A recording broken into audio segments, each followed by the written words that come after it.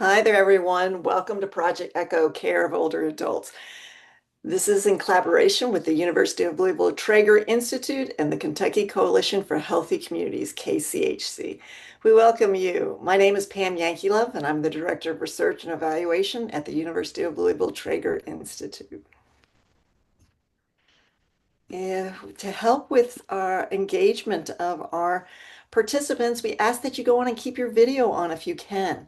We do ask that you mute yourself, and if you want to go on and share a comment or a question, you're able to raise your hand or chat. Just make sure to unmute if you want to go on and say something.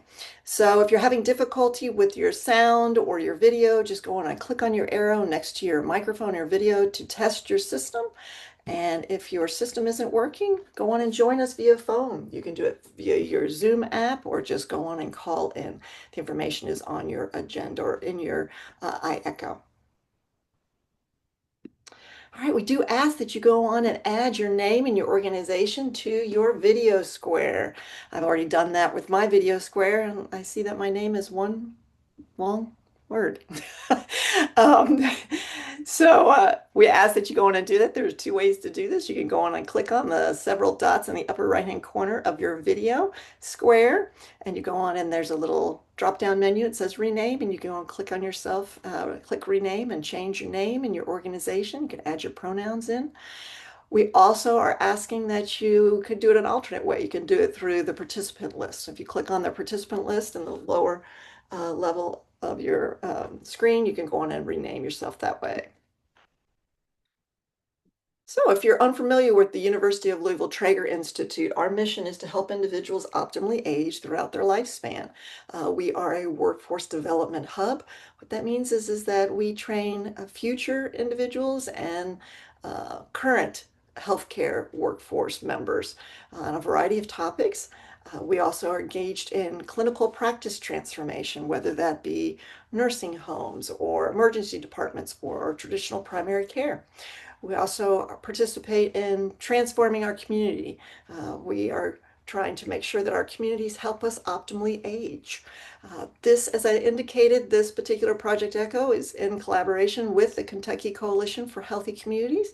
So I believe we're going to have Barbara Gordon come on and share the mission of the Kentucky Coalition for Healthy Communities. Yes, great. Thank you, Pam. Good afternoon. The Kentucky Coalition for Healthy Communities is a coalition that really look to help train the workforce, uh, those who are working with serving older adults. We want to create community support systems for older adults in partnership with existing local coalitions and organizations and develop the workforce and concerned community members to empower our community to become healthier. So we enjoy this partnership with the University of Louisville Traeger Institute and getting good, competent training out to those who are. Oops, I think we may have lost her just for a minute. Thank you. Did you? It was okay. I think we just dropped off at the last Okay. words, I think. Sorry about that. No worries. Thank you, Barbara. All right. So the Project Echo that we're working on, care of older adults, we're really guided by two particular frameworks. One is the age-friendly healthcare framework. And if you're familiar with this, this is from the Improvement for Healthcare, the Institute for Healthcare Improvement, IHI. And there are four M's that we focus on in age-friendly healthcare. What matters most, and that's understanding the health goals and preferences of each older adult, making sure that we assess it, make sure we document it, make sure we act on it.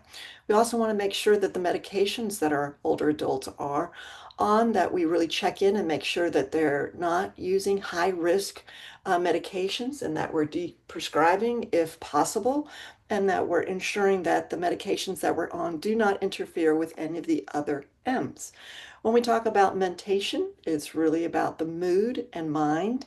It's monitoring our mental and cognitive well-being and ensuring that we try to prevent and identify, treat, and manage dementia, depression, and delirium. And our final M to age-friendly healthcare systems include mobility. And mobility involves making sure that we move safely every day to improve function. So making sure that we have daily mobility goals. Our schedule for the 2025, the rest of the year, we have alternating topics between focused on the pillars of lifestyle medicine and then some other topics. So today we're going to be talking about elder abuse, a public health and societal crisis. And then in July, we're going to be talking about transforming health, reducing chronic disease with lifestyle medicine. We're going to go on and take a break in August, and then we'll be returning in September, focusing on bone health. In September, October, we'll focus on fall vaccines. And then November 21st, we'll be focusing on cognitive decline and dysphagia. And then ending our year with blue zones and healthy aging. So we ask you to go on and take a picture of that and go on and put those on your schedule and sign up via iEcho. If you're unfamiliar with the Project Echo platform, it was founded by Dr. Sanjay Arora, who is a MD and specializes in hepatitis C. He began it in 2003. It's a telementoring platform, and the idea is that we're trying to move knowledge, and that's the reason why it's on a virtual platform, instead of moving patients. He used to talk about how patients would come 200 and 300 miles to him for his knowledge, but he felt like he wasn't really increasing capacity. So by doing this Project Echo and trying to push the knowledge out to colleagues across our state, across the nation, because there are so many different Project Echoes across the world on a variety of different topics, that we're actually building capacity. Every Project Echo has a rhythm to it. There's usually some case-based learning, and we'll be teaching best practices in interdisciplinary care for the care of older adults.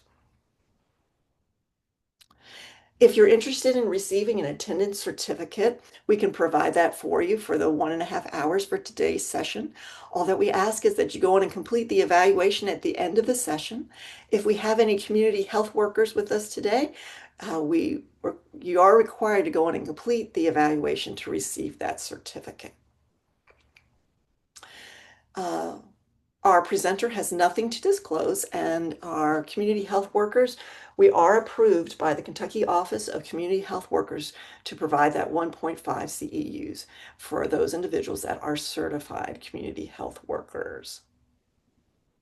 So today we are honored to have Amanda Grooms with us.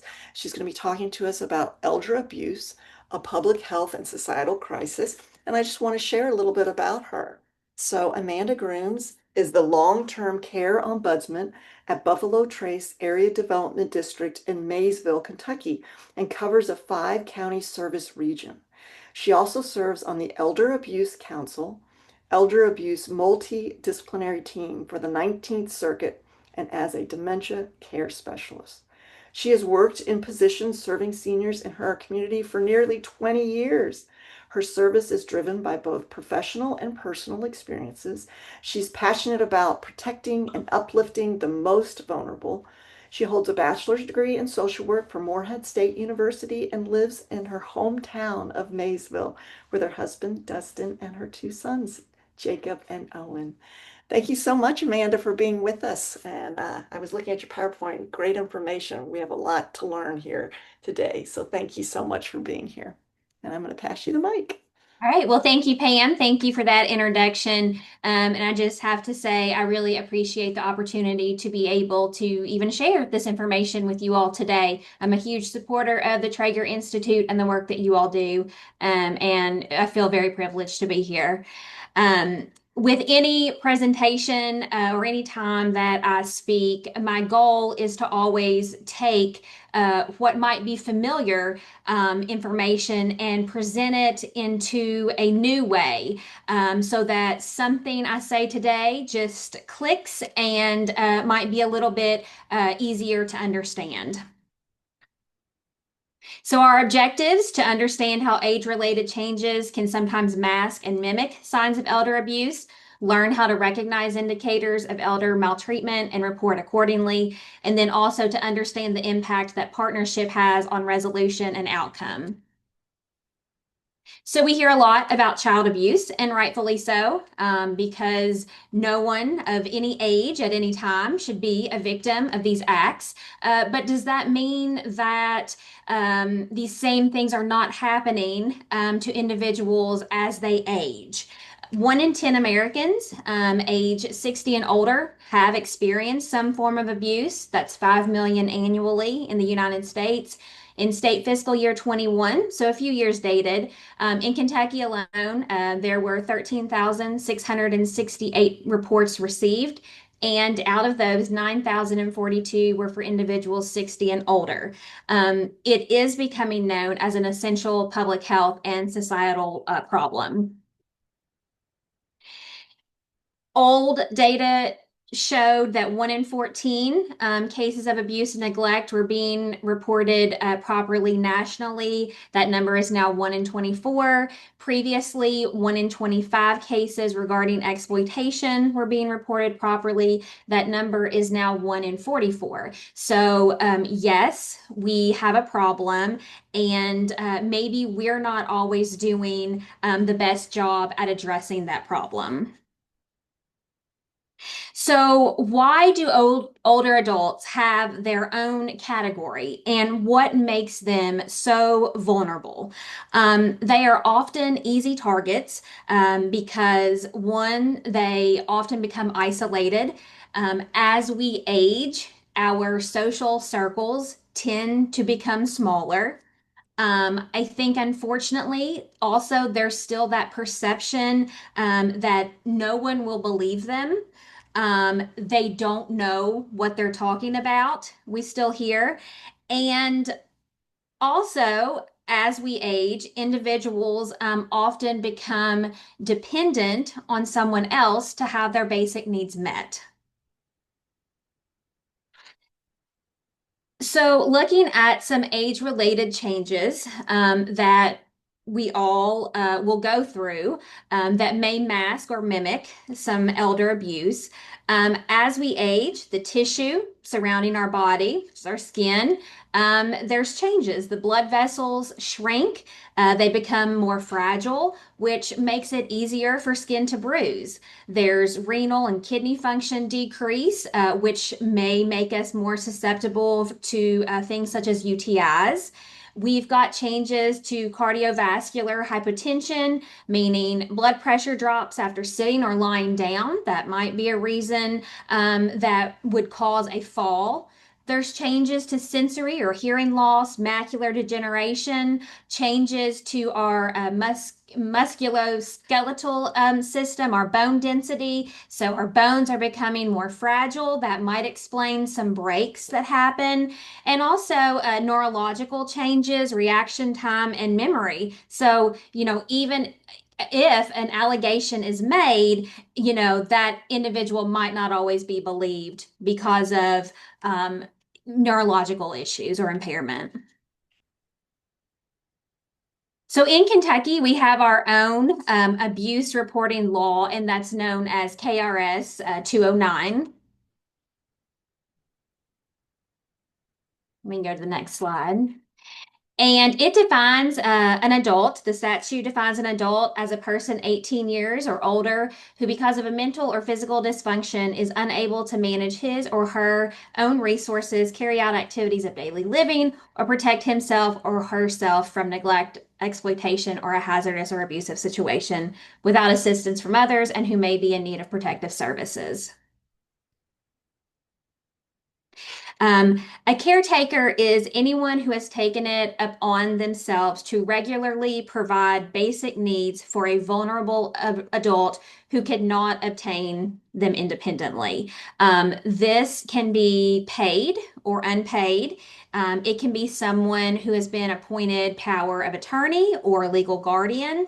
And unfortunately, in most cases, the person causing the abuse is not a stranger, but someone well known to the individual. In many cases, it is an adult child or even a spouse. With abuse, it is the infliction of injury, sexual abuse, unreasonable confinement, intimidation, or punishment that results in physical pain or injury, including mental injury. The key word here is intent. So there is intent behind these actions. When we look at physical abuse, I would say that some things that we are familiar with that we hear of most often would be pushing, slapping, kicking, shoving, beating, hitting.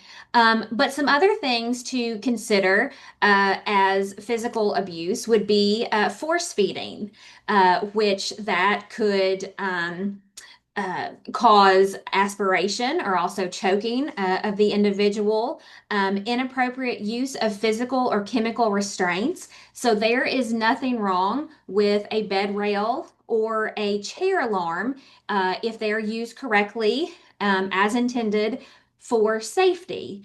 They become a restraint when they are used to limit someone's mobility. And then the same with medication. If it's prescribed, then it is needed. But it becomes a chemical restraint when it might be used for the intention of subduing someone who might be difficult. And then rough handling during care, giving medication administration, or even during transfers. So, some indicators of physical abuse, multiple or pattern bruising, injuries of unknown origin, huge red flag, bone fractures, broken bones, sudden change in behavior, caregivers' refusal to allow visitors to see the adult alone. So, they are trying to purposefully isolate that individual. I like this slide here because it just shows a kind of visual for you. This is an anterior frontal view of an individual, and on the left, it shows injuries that have been identified as accidental, and on the right, injuries that have been determined to be inflicted. So we're just kind of going to look at the top of the head and make our way down. Um, looking on the left on the right, we see several injuries that are inflicted on the top of the head. That area would typically be protected during a fall. A lot of injuries around the face and specifically around the eyes. That is more common with infliction instead of an accident. Going down, and looking at the upper arms, there's a lot of inflicted injury to that area. Perhaps we are asking our care recipient or someone else to move or to do a task and they are unable to complete that. Maybe cognitively, they don't have the capability to even understand what's being asked, but the person is frustrated. And so we are physically grabbing them by the top of the arms and moving them forcefully ourselves. If we go down, a key area that I want to highlight is the fingers. That is a huge red flag. If you notice bruising, especially on the inside of our fingers, that is not a common area. And often, that individual's hand has been restricted, has been held and not, or tied together, and not just for a short period of time. So that is not a common area at all. If we go down a little bit further, we notice on the shins, that is an area that we do see a lot of accidents. I have two little boys, and they are rough and wild, and I don't know how it happens, but their legs stay bruised all the time. That's just kind of the nature of it, running, jumping, all the things. As adults, it's a common area. I find myself bruising my leg there on a shopping cart. They have this bar located in a terrible spot that I'm always bumping my legs on. So that the shin is a more common area. Going down and looking at the foot, on the top of the foot, though, that is not a common area. So, again, perhaps someone is not doing as we are asking them or telling them to do, and that might be we are stomping on their feet. Yes, things are dropped. Yes, accidents do happen, but also it could be a red flag for something more going on there. On the next slide, it takes a look at the back of an individual, accident on the left, and again inflicted on the right. In the back of the head, we see those injuries tend to be determined as more inflicted. That part of our head is typically protected during a fall. Many more bruises to the top of the back, and also the lower back and buttocks area tend to be inflicted. On our next slide, we are going to zone in specifically on the face. More injuries are on the left side of the face because more, perpetrators or individuals causing these acts are right-handed, so they are punching to the left side. Neck injuries are 6 times more likely in an assault because when we fall, our head protects our neck. So that is not a common place to see bruising or injury. Also, with ear injuries, our head protects our ears during a fall. So that, again, is an uncommon and alarming place. If you've ever heard of cauliflower ear or boxer's ear, that is caused by blunt force trauma. And not just that, but repeated blunt force trauma, and definitely not an accident and could be a major red flag.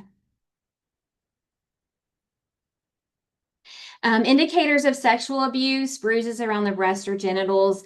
If we've got unexplained disease or infections, unexplained bleeding, torn or stained bloody clothing, changes in bowel or bladder, maybe we have an elder that's now asking about STDs or birth control or pregnancy. Those are all reasons to be alarmed. With mental injury, this is called emotional abuse, or also you will hear it called psychological abuse. It can be verbal or nonverbal, and this is not typically a standalone type. So if someone is a victim of emotional abuse, then it is extremely likely that they are also being abused another way as well, because that perpetrator is not going to just stop there. Some examples, attacking a person's self-esteem, treating an adult as a child, shaming, constant criticism, threats of violence, forced isolation, and just controlling the victim's every activity, when they sleep, what they eat, and their social interaction as well. With exploitation, that is when we are using another person's funds for our own personal gain, and it is definitely intent driven.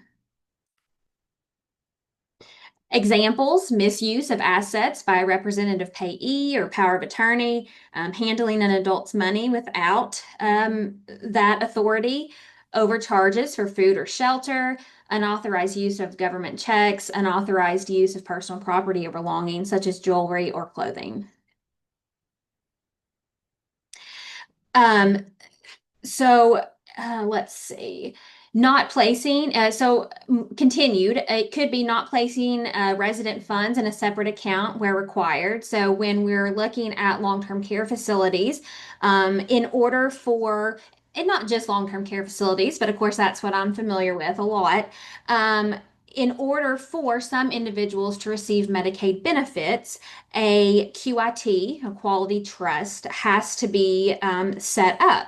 So someone is receiving those Medicaid benefits, but it's not until their yearly Medicaid renewal review that it's found hey, that trust was never set up. So where was that additional money going? Scamming an elder by convincing him or her to withdraw money from the bank. So we are seeing an increase in phone scams, and those scammers are definitely becoming a little bit better every day, it seems, and clever. But also, I know someone in the nursing home, and every time her Social Security check would hit the bank, there was someone who would come to the facility, sign her out, drive her to the bank, withdraw a large amount of money, and then sign her back into the nursing home. Also, unusual changes in spending or money management. So you've got an elder that typically spends $1,000 a month, and all of a sudden, they're on track. They're spending $10,000 monthly.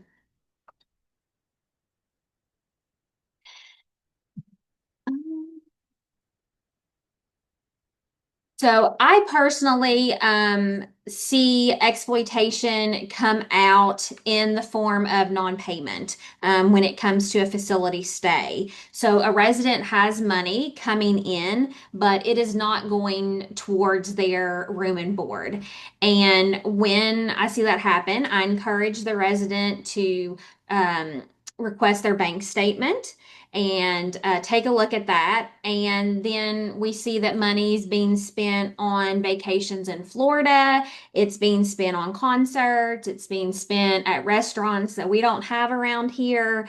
And no one wants to believe that they are a victim to something like this, to exploitation, especially at the hands of someone they know and love.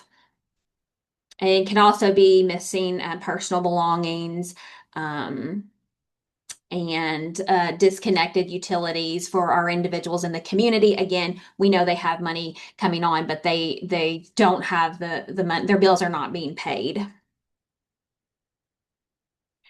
Continued indicators, large cash withdrawals from the elder's bank account, which I mentioned, large checks written to unusual recipients. I've seen that checks written to various people affiliated with the perpetrator, and they are often for large amounts. Sudden changes in their financial situation, month to month, they are down $15,000. Caregiver has no other means of support besides caring for the elder. Abrupt changes in wills, trust, and contracts. I have seen that come about as well. With neglect, it's a situation in which an adult is unable to perform or obtain for himself or herself the goods or services that are necessary to maintain his or her health or welfare, or the deprivation of services by a caretaker that are necessary to maintain the health and welfare of an adult. With neglect, it can be passive or active. With passive, it's the failure to provide adequate food, water, and health-related services or supervision due to the lack of ability, skills, or knowledge. People do have the right to self-neglect, and the question really comes down to cognition, and are they of a sound mind and truly aware of the decisions that they are making.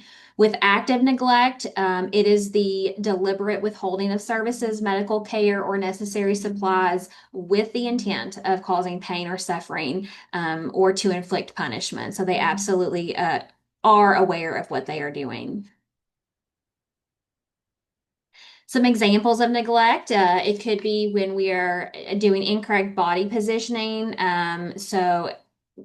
For my friends in the long-term care facilities that are not able to do these tasks on their own, they are not being turned. It could lead to limb contractures and skin breakdown, lack of toileting or changing of briefs, individuals sitting in urine and feces, resulting in skin breakdown, inadequate provision of food or water, inadequate assistance with hygiene, and for individuals in facilities, it could be ignoring call bells or cries for help for long periods of time. Lack of supervision and monitoring. Maybe we're not wearing appropriate clothing for the time of year, abandonment when a caregiver deserts the adult, and that does happen, unfortunately, drops them off with no intention to ever pick them back up, and denial or delay of medical care. I think that's another big one. With self-neglect, as I said, adults can neglect themselves. They can choose not to care about their own health or safety, and it can lead to injury or illness. They can deny themselves or ignore the need for food, water, hygiene, clothing, shelter, medical attention. And again, I think it really comes down to cognition, and are they truly aware of the decisions they're making and the consequences that those have? With self-neglect, you might see the following behaviors, likely hoarding, they could leave a stove on or unattended, confusion. Some elders of sound mind may choose to deny themselves, and it's not self-neglect, but personal choice. They are aware of what they're doing. So, regardless of who, what, when, where, you must report. And Kentucky is a mandatory reporting state, meaning anyone who has reasonable cause to suspect something like this is happening, you have to report. And I know that there is a lot of reluctancy to do so, because I think we grow up and we've been taught our whole life, stay in your lane, and mind your own business. And I think for most cases that applies, and we should do that. However, there are times when an exception has to be made, and it truly could be a matter of life or death for the individual in jeopardy there. If nothing else from today, I want you to remember suspicion over proof. It is not our obligation to prove that anything has happened, but it is our obligation to report. And privileged relationships, such as doctor patient, do not relieve one of the responsibility of reporting, and they can be made anonymously if you do not want to disclose your name. Reports can be made over the phone or online, and there is the information for doing so. I personally like the online option. Um, I like to be able to save my report and have a copy of my report and know exactly what was submitted, and I always have it to refer back to. It's kind of my paper trail there.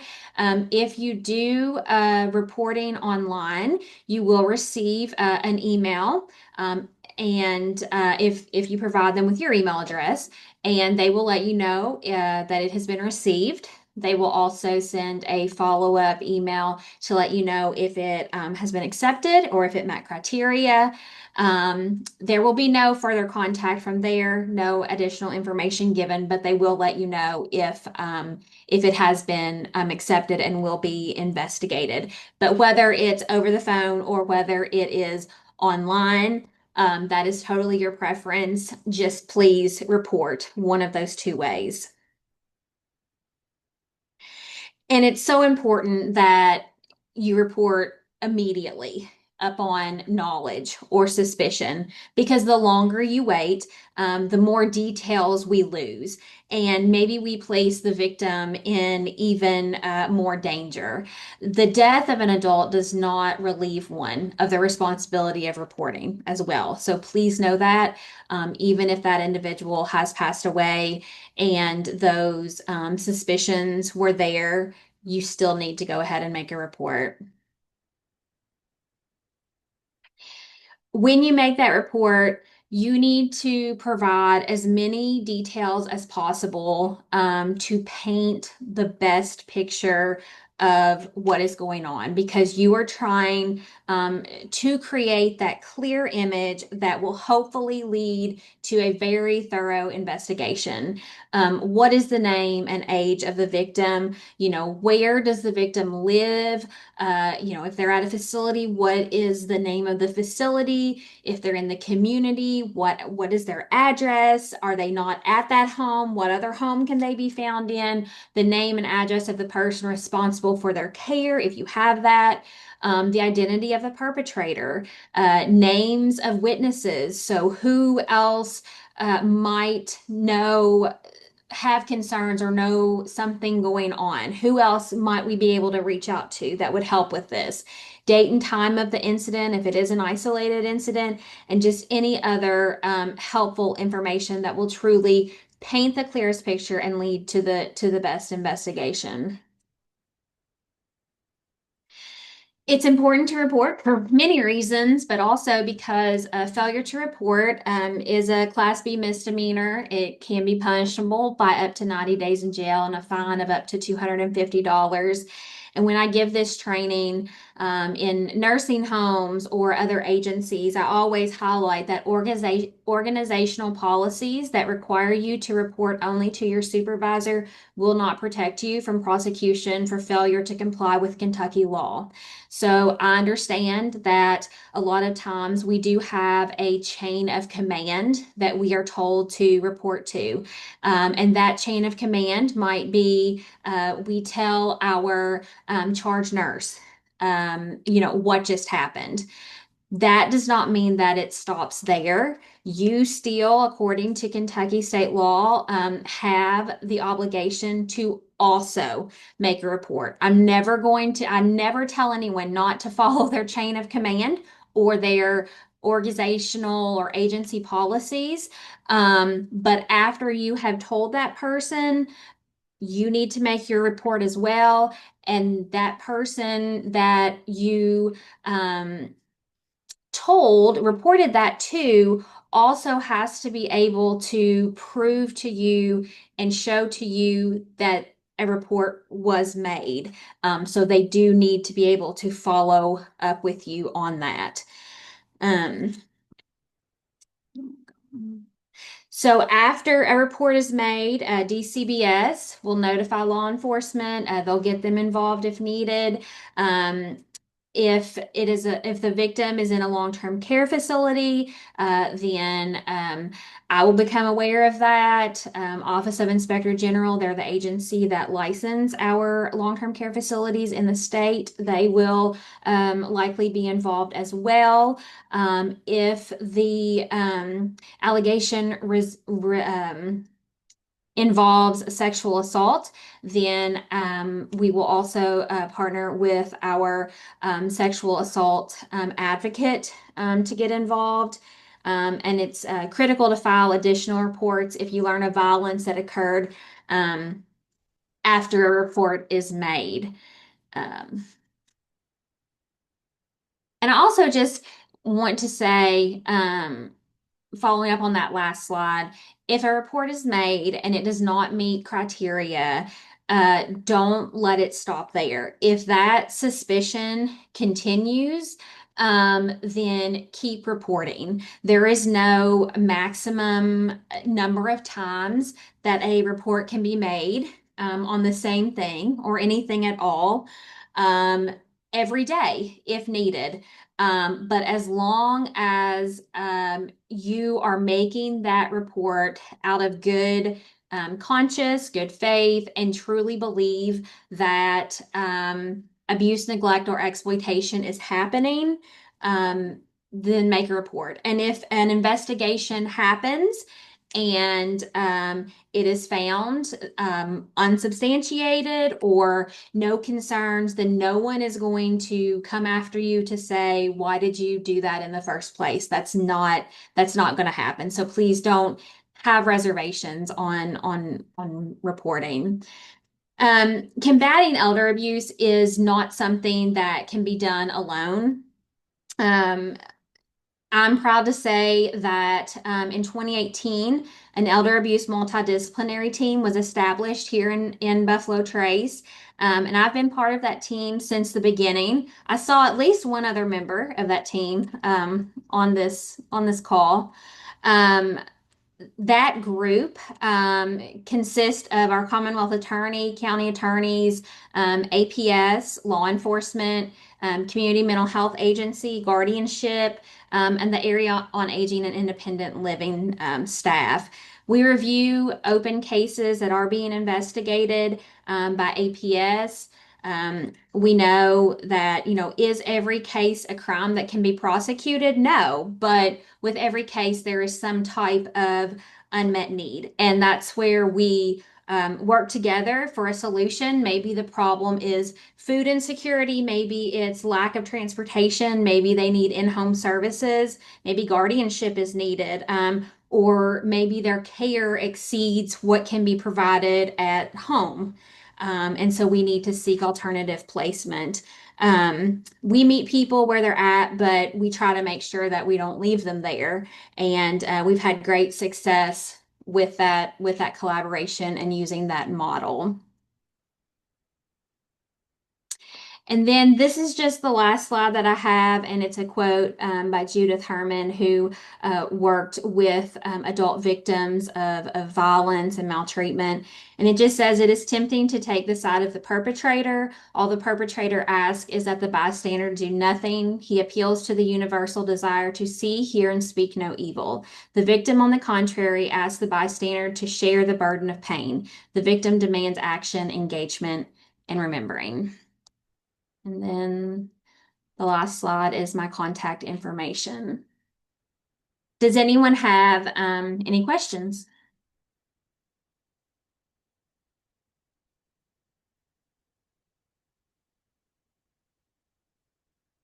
Quiet group. Well, Amanda, all of this was, I mean, I say wow, but also like it's devastating in the same sense. It's just all the emotions, I guess you could say. This is extremely informative. Are you seeing, during COVID, we saw certain trends, especially with abuse and neglect. Currently, are you experiencing any new trends or things kind of gone back to normal in your opinion? What are your thoughts? Well, and I kind of, like I alluded to earlier, I saw one of my other teammates here, my partners from APS on this call. Well, I see Jacob and is Jonathan, are you still on? Yes. I think, yeah, I mean, so I think I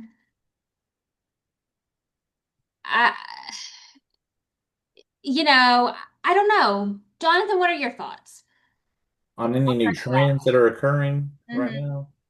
I don't know. I mean, like, it's kind of, I don't know if anything's necessarily changed since then. It's a lot of self-neglect. That's a lot of the things that that's probably the key thing we see a lot is a lot of self-neglect. So if I had to say one, that's what I would say. And I'll add, my name is Jacob Christensen. I work for APS. As far as I think the question was trends since COVID, I think we're seeing less reports. We certainly got less reports since COVID. Prior to COVID, we were getting more maltreatment reports. And so those numbers still haven't gone up to the pre-COVID numbers. So essentially, we still need more reporting. We know there's more maltreatment going on than what is being reported. I thank you both for that.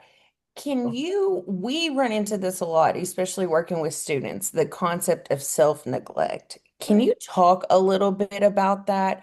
What is self-neglect versus freedom of choice?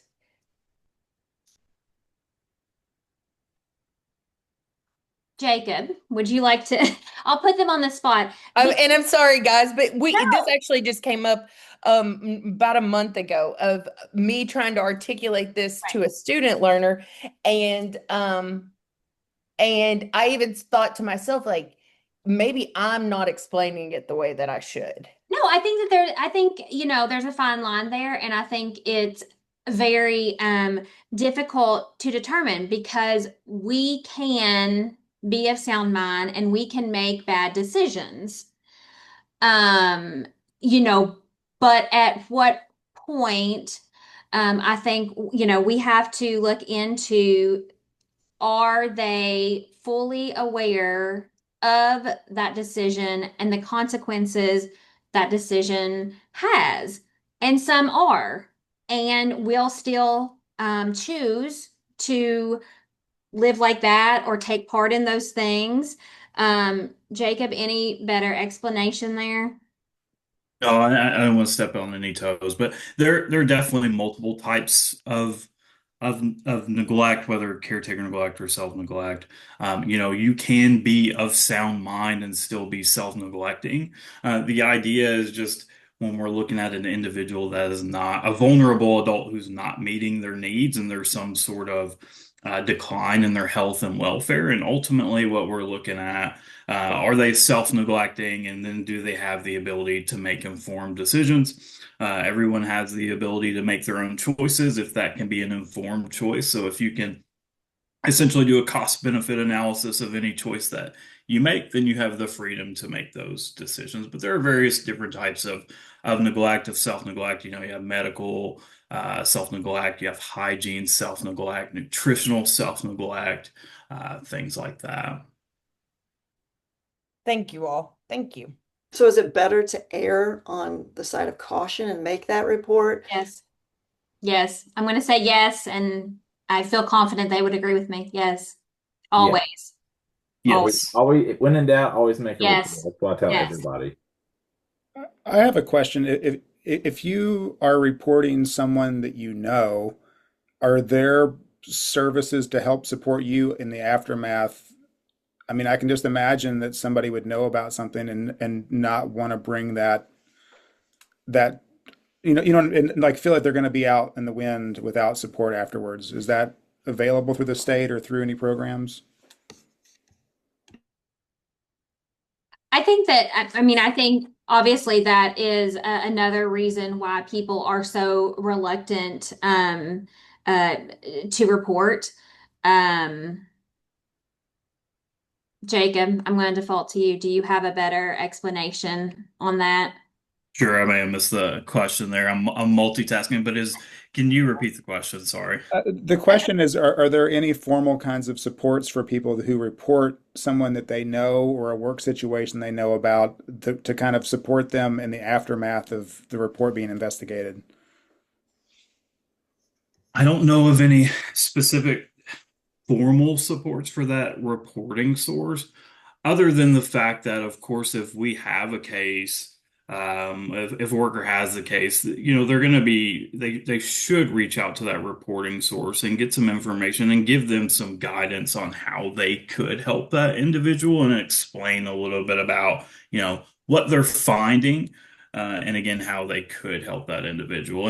And certainly, our reporting sources can report anonymously, also if they choose, because we understand sometimes making a report has the ability to impact your relationship with that adult.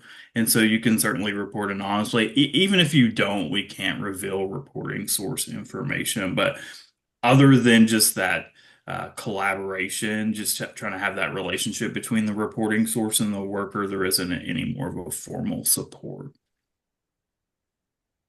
And again, I would just say, no matter what the situation is, no matter how bad the situation is, um, I would rather someone be mad at me than someone's life be in jeopardy. You know, APS is not going to disclose who made the report. Previously, as an in-home case manager and being the only one going into these homes, it's pretty obvious, if a report shows up where the source, who the source was, where it came from. Um, but again, I would rather take that chance. If it was a family, a friend, a neighbor who did the reporting, and they felt that they're told that, the investigation is going to be taken up, and that's all they're told. If they feel that things are continuing? Should they wait a certain amount of time if there's like no, No, you said that they can report and there's no time, they can no, continue to report, but should they wait X amount of months because they feel that the investigation is going on? It's no. not necessarily like an incident, but just the same general feeling. Every day. I mean, there's no time that you need to wait. Even if they go out, an investigation is made and it's determined that nothing is going on, you don't wait 30 days and make another one.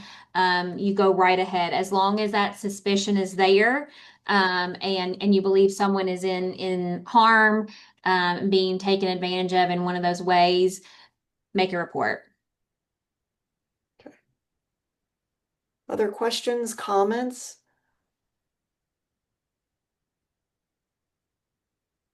Yeah, I have a question. So I'm in Louisiana, but I think this is a broad question that we may benefit from, and I would appreciate. So it's in the context of volunteers.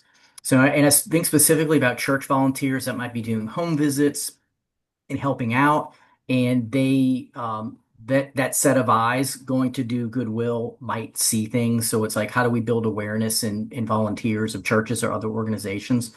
Um, so I'm aware that the Catholic Church uses the Virtus safe protection, and I've gone through it as well. Um, and I do like it, but I guess so. All that to ask this question: is there like a new email newsletter or anything that goes out from an organization, like a national organization, where it might provide education that you can go over once a month if you have a huddle with all of your volunteers, any kind of organization. Because I thought it was good at building awareness and education, but I can see a lot of it just kind of like evaporating out of the mind as time goes on. Yes. So I can't speak, to Louisiana resources, but hopefully it will be kind of a starting place. I know in Kentucky, they have done a great job. We have a new uh, online website, Kentucky Esteem, that has all kinds of educational resources, information on there. I'm sure that Louisiana has the equivalent.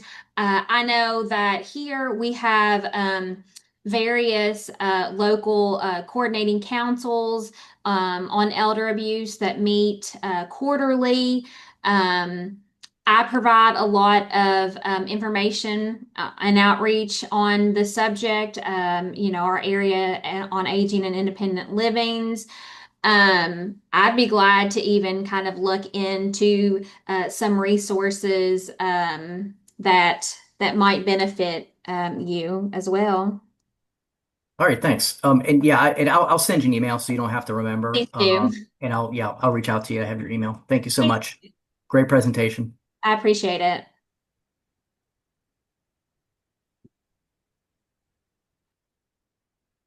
Amanda, can you tell us about, in the state of Kentucky, about approximately how many multidisciplinary teams? Is this pretty common Sure. across all the districts? So this is not common. So every area has an active child abuse multidisciplinary team. They've been mandatory and they've been up and running for years, very successful. But the idea of an elder abuse multidisciplinary team, it's not required, and it is. Something that before we began one in this area in 2018, correct me if I'm wrong, a couple of you on here, I believe that in Jefferson and Fayette were the only other two areas that had an active group. So. Is that the crimes against seniors in Jefferson County? Is that what you're referring to? Uh, no, that they are actually called, multidisciplinary teams. Ah, Um, and I'm not sure who leads those groups. I know in each area that they are led a little bit differently. Ours began with Bill Noble when he was with the Commonwealth Attorney's Office.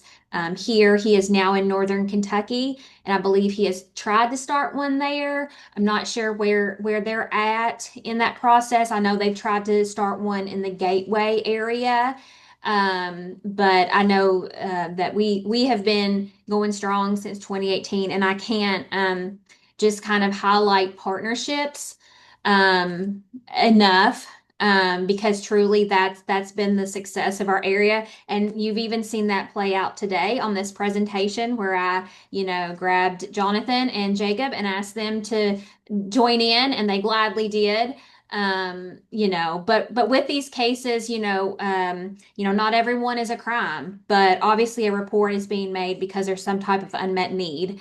And, we want to work together to try to get to the bottom of it and solve that need, so that it's not happening again. Thank you. Any other comments or questions? Anything in the chat, Justin?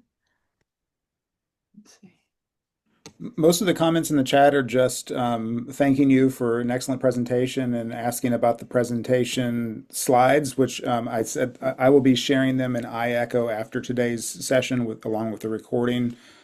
Kimberly shared a Steam's website. I think that's what I've seen. I don't think I missed anything. Amanda, would you like me to stop sharing and talk about one of the cases examples that you submitted before we transition? Sure. You just kind of take the lead, Justin. Tell me what Okay. which direction you like to go. So I did. I put in the chat some of the cases that she submitted, just basically as examples. Do you want to talk through the first one, the 90-year-old female, and then maybe we could have a discussion about red flags and possible action?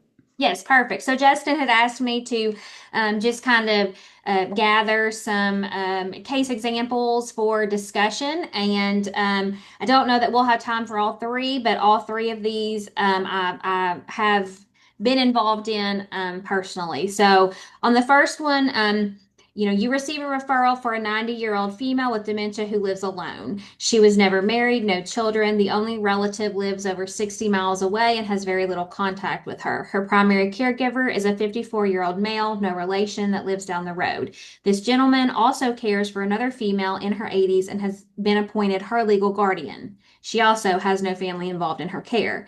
You arrive at the home to complete an assessment for in-home services. You notice the female wearing a long sleeve shirt with a denim jacket over top of it and a baseball cap on her head. The month is July. It's very hot outside. You notice a bruise on her face and question her about it. Before she can get a word out, the caregiver informs you that she fell down the ramp on the front of the house. Caregiver continues to dominate all questions. At the conclusion of the visit, he informs you that he has disconnected the female's phone and all communication will need to go through him. Any red flags there that anyone sees? And feel free to just speak up.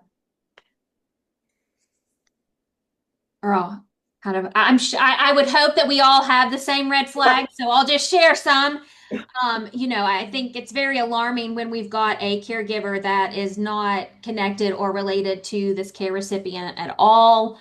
And not only caring for her, but also another elderly individual that has no family or support.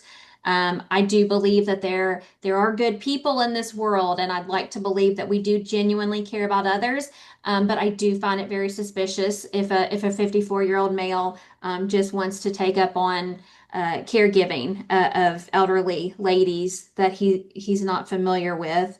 There's no family or outside support of these individuals.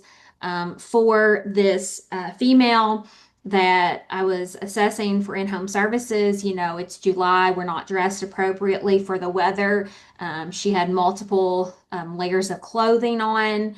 And while some 90-year-olds might like to wear baseball caps, she didn't appear to be one that uh, did. So, just again, just things that are odd.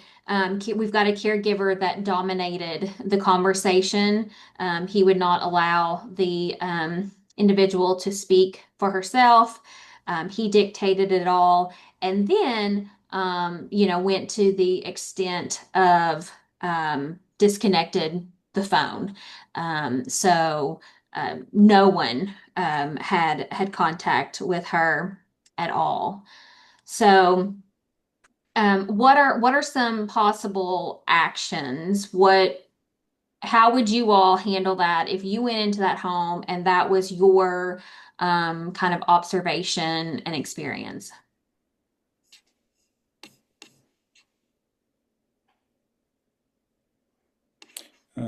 Bev said report. Yeah, so I that was your first meeting. That's the first time that you've met this person. Yes. Definitely stay involved. I would say frequent unannounced home visits, and then a report needs to needs to be made. If that gut doesn't feel right, then 9 times out of 10, something's not right. Mhm. Justin, would you like to go through another one? Pam and Chelsea, Or looking at the time, do we have time for one oh, more, or should we transition? Is that I'm okay with one more. Chelsea, Yeah, that's completely fine. okay, great. Thank you, Amanda. okay. 77-year-old female with advanced dementia lives with her husband. You arrive at the home for a monthly home visit and notice severe bruising to her right ear. You question her husband as she is not able to communicate herself. He tells you he doesn't know how it happened, but she probably got out of bed sometime through the night and fell. This is not the first time you have noticed bruises on this female. Every time you question the husband, there is no explanation. A paid caregiver going into the home has also reported unknown bruising to you and has also confronted the husband, who is unable to give an explanation. Any red flags? Severe bruising multiple times, bruises to the ear, suspicious, repeated observations. Yes, no answers. So yeah, you've got a husband completely competent, intact, unable to explain the reoccurring bruises to any part of the body. The victim is non-ambulatory, and so she's unable to get out of bed. And so the theory of her getting out of bed, falling, and then getting herself back into the bed is just not possible at all. Um, so possible action would definitely make a report to APS ASAP. And thank you to that person with the Heather, the bruise to the ear. Yes, very, very suspicious there because with a fall, that's not commonly going to be affected. Amanda, thank you. Thank you so much for bringing this to us. A very important, serious topic that we all need to be aware of, and all I think you've made us all very hyper vigilant of what we should be doing as citizens, healthcare professionals, anybody in the state of Kentucky. So thank you, Amanda, for that. Thank you all. All right, I think what we're going to do now is we're going to go on and transition to our Kentucky Coalition for Healthy Communities. Is Chelsea, are you going to be leading this, or did Yes. I Hi, identify you? guys. Hi. So, this coalition, our purpose is to train and empower stakeholders and community members to provide hope and education for their communities. So let's talk about this. I learned so much today. I've been a social worker for a long time, but I haven't been in the field, if that makes sense. I've been on the grant side of things. And so working with students, I always appreciate trainings like this because I'm like, okay, Chelsea, articulate this better.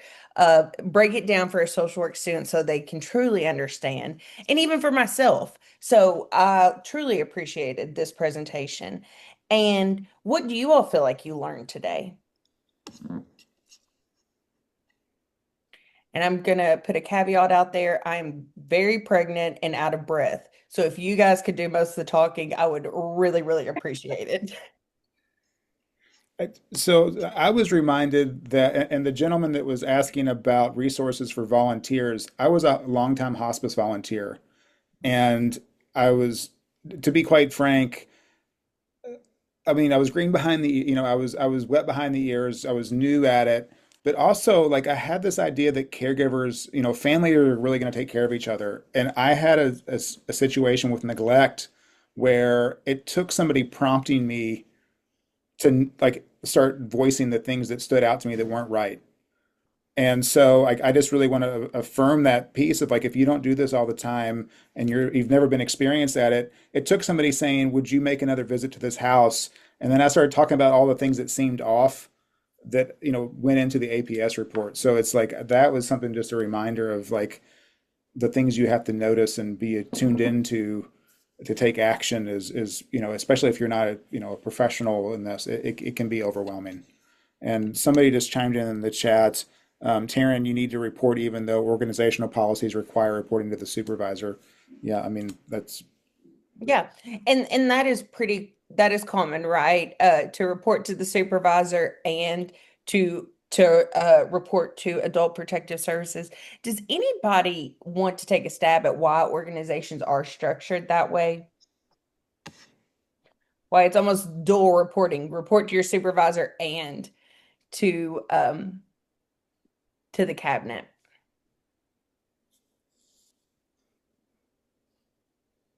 Hi, my Why? name is Sarah. Okay, yeah, You know, thanks, Sarah. one of the reasons it's important is one, because the organization needs to know so that Yeah. they can follow up and make plans to, try to assist the client or the person or whatever your terminology for us patients. And then on the other side is you have to report. That needs to be that's really so everybody know, all the appropriate folks know and can take the steps to hopefully get the patient the care that they need. Yeah, Sarah, and I'm so glad you said that because a lot of times I've heard in feedback the part of this going to your organizational supervisor, people feel that that is for the supervisor to deter you from making the report. Okay. Like there's this kind of like, oh, well, my supervisor wants to know, so they don't trust me that I have the power to say whether this should be reported or not. It's not that. It's exactly what you said. It's to keep everybody in the loop, what's going on, because the supervisor is just as accountable to these patients and clients and residents, however you put it, as the individual that makes the report. And so I'm so glad you said that. And I wanted to bring that up because there is a lot of question of, well, why do I have to go to this person? Why do I have to do this? Um, and so very good. I'm seeing a few other things in the chat. The paper trail is huge, right? We are in the helping profession. And so multiple things. One, we want to make sure people know what we're doing. But two, if something were to happen to me tomorrow, I would want Dr. Pam to know where to pick up with this patient, right? So yes, trying to see what else. Someone put in the chat that they learned that's important. Elders abuse is as important as any other abuse and must be reported in at any time. Any worker or family member must be vigilant. And I think you talked about this, Amanda, and I think we see this a lot, but especially like in the field and working with different disciplines. But say I say something to Justin, and then Justin goes and tells Dr. Pam. Should Dr. Pam be the one making the report? Say I share some abuse or neglect, like in our conversation with Justin and I, and Justin goes and tells his supervisor, Dr. Pam. Who should be making that report? We get this a lot. Who should be the one calling that in? Is it first hand or second hand? And I kind of put you on the spot there. First hand. Yeah, I think there were some technical difficulties, but that's right. It is Justin's job, Justin talking to me to make that report. We get that a lot of, And I'll be honest, you see it in medical settings quite a bit where someone will tell the doctor something and the doctor tells the MA to make the call or the social worker there to make the call, but that's really not what is supposed to be done. It should come from the person that is hearing this information. So I just wanted to stress that. I know you guys hit on that, but I wanted to re-stress that because it really comes up all the time. Um, Listen to your gut. Someone else put that in the chat. Ethics for social workers and compliance training and tracking, absolutely. Um, and then firsthand. Yeah. So anything else anyone wants to share? Think one thing that I personally found helpful is I deal with a client that deals with a lot of anxiety and caregiver stress as a new caregiver. And one of the things he works or worries about is leaving his father when he goes to work, because ultimately he's responsible for his father's well-being. And so I think just this education, and now I'll be able to share this education with him about some things to look for, and I think that'll help alleviate his anxiety. And so this information was very useful for me, and I'll have a lot of resources to be able to share with my clients. Absolutely. Thank you, Joel.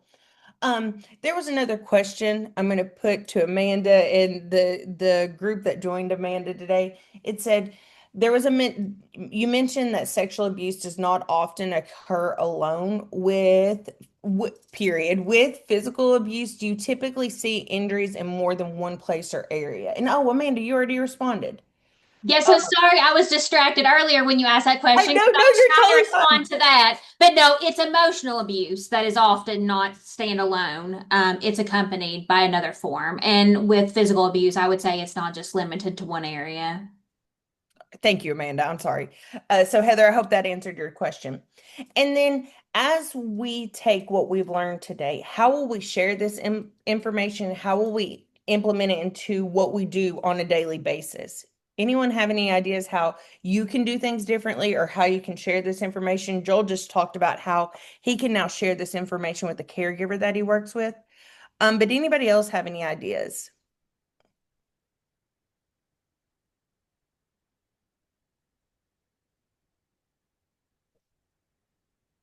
We can definitely know the signs better, right? We can know what we're looking for.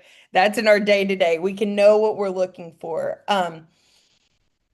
Also, procedure wise, what is the next step? What we should be doing? These are things, although the signs is one thing and how we report is something else, these are something that you can carry with you daily and that you should carry with you daily, especially in this field. So lovely. All right, Justin. Okay, so does anyone have any upcoming events your organization is hosting that you would like to discuss with the group or just let us know about so that we can also help support the work you all are doing in your communities?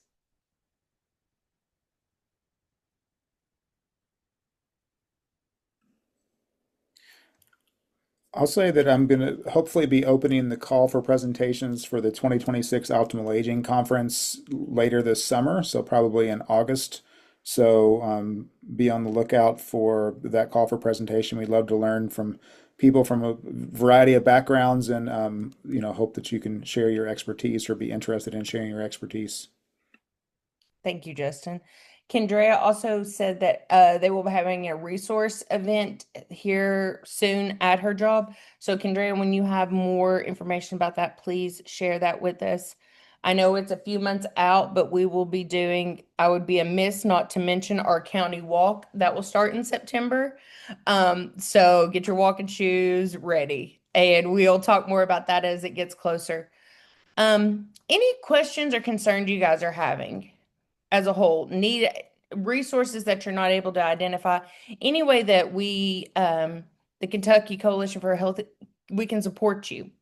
Now's your time to share, ask, vent, any of the things.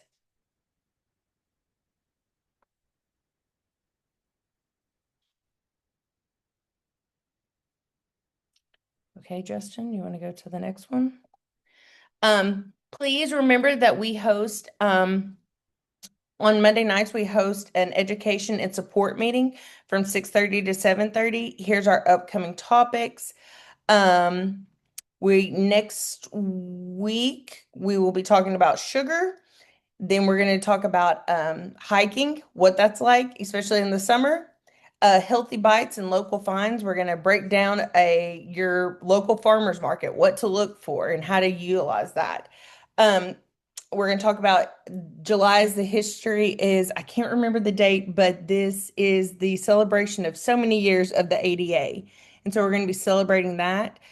And then to end the month, we will talk about safety tips for journeys. So while you are traveling. So just remember, no My Health Matters on July the 4th. Well, that doesn't matter because that's a Friday. So disregard me. But the link is here. And if you have any questions, you can always, I'll put my email in the chat and Miss Barbara's and our Center of Excellence social workers as well. Speaking of community events, we do have 3 centers of excellence across the state. They are in the Kipta, Cumberland Valley, and Barren River region. They hold monthly steering committee meetings where we talk about transitions of care for older adults and how do we improve those within the region. And we would love for you to come join us at any time. Justin, let's add a slide about that going forward, okay? And we're also scheduling out Flourishing Together classes right now. Really looking at it's a 10-week class looking at holistic health. How do we make healthy lifestyle choices? What are the pillars of lifestyle medicine? And how can we make small changes and incorporate those into our daily lives for a big impact? So if you have any questions about those things, please reach out via email and we will be more than happy to answer anything. Or if you have a group that wants to do it, if you're working with an aging group that's interested in this topic, don't hesitate to let us know and we can facilitate that. And then we have an upcoming DSMP class, and this is diabetes self-management program. And so we're looking for individuals that are 60 plus or older. So if you work with this population, very sorry, guys. If you work with this population, please promote this out into your areas. It's a 6-week class where we work with those that have diabetes and pre-diabetes, and we really focus on healthy eating, physical movement, monitoring, action planning, stress management, and problem solving surrounding diabetes and the choices we make with food and sleep and exercise. So we would love to also facilitate that and support anyone that you may be able to recommend. And if you have questions about these programs, we can send you flyers as well.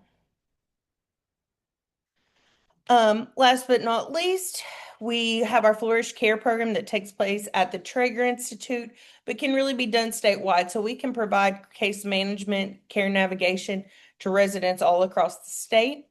We also in the Kipta region have a caregiver program, and that's designed for those 60 and older to provide support and resources. Our virtual friendly visitor program is for older adults that are experiencing social isolation and loneliness. Please connect us and we can have someone call and engage with them at least once a week to provide that support. And then we have the Pearls program.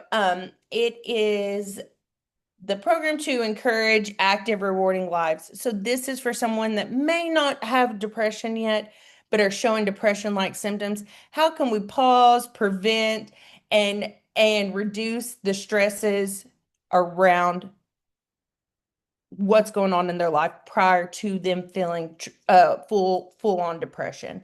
And so we also offer that on an ongoing basis. If you have any questions, you can call the clinic and they can get signed up. Oh, So I, go yeah, ahead, Justin, please. I can't breathe. Go ahead. yeah. So we have our annual county walk in September. Please reach out to me and we can start talking about how you can form a team for your county. We basically provide, track your mileage over the course of the month for your team, for your county, and we recognize the winners in at our October session. We really, we've been doing this 14 years, really a great way, and Miss Mona just loves to get people moving. We actually all love to get people moving, so we would love your participation. So if you would like to reach out to me, if you're interested in organizing a group for either your organization or for your county, we would love to hear from you.